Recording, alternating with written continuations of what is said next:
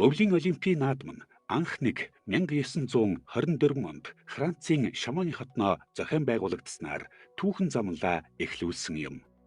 Үүнээс өмнө өвлийн зарим төрлүүд, тухайлбал уран гулгалт 1980 оны Лондонгийн зуны Олимпиад, шайптай хоккей 1920 оны Антверпений зуны Олимпийн хөтөлбөрт багтаж байсан боловч өвлийн спортын бие даасан наадам байгаагүй билээ.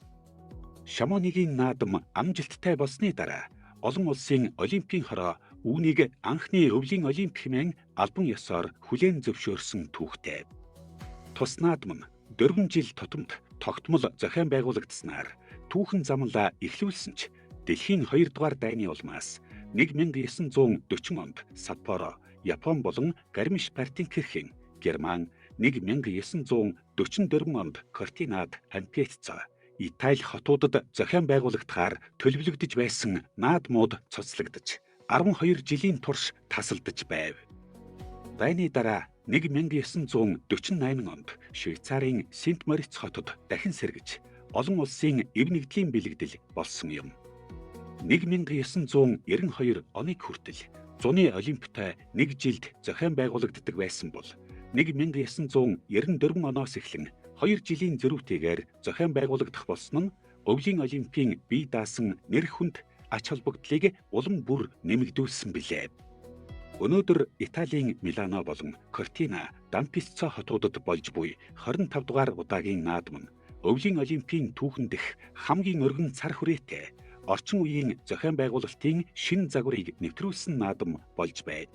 Милано Кортина 2026 оны Олимпийн нээлтийн ажиллагаа болон түүнийг тойрсон судалгаанаас үзэхэд энэ удаагийн наадам нь Армониа хэмээх үзэл санаан дор дэлхийн нийтийг нэгтгэхийг зорив.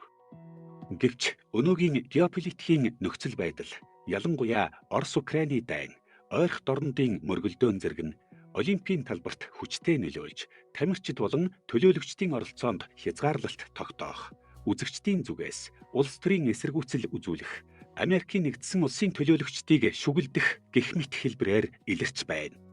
Орос болон Беларусь улсууд багийн бүрэлдэхүүнээр оролцох эрхгүй болж, зөвхөн бие даасан төвийг сахисан тамирчин статустай оролцож байгаа нь Олимпийн дүрмийн хатуу чанд мөрдөлтийг харуулв. Харин Монгол улсын багийн нээлтийн хувцас нь дэлхийн хэвлэл мэдээллийн хэрэгсэл болон сошиал орчинд хамгийн их өндөр сэтгэгдэл үлдээж, Монголын соёлын өв, ноолуурын үйлдвэрлэлийн гайхамшгийг дэлхийн загварын нийслэл Миланда тунхаглаж цадлаа.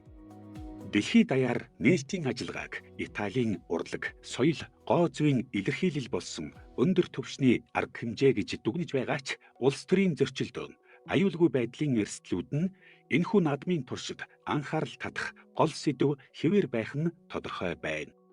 Энэхүү Олимп нь спортын өрсөлдөөнөөс гадна хүн төрлөختөн бие биеэ хүндэтгэх, ойлголцох, энх тайвныг тогтоохын төлөөх томоохон сорилт боломж болж байна.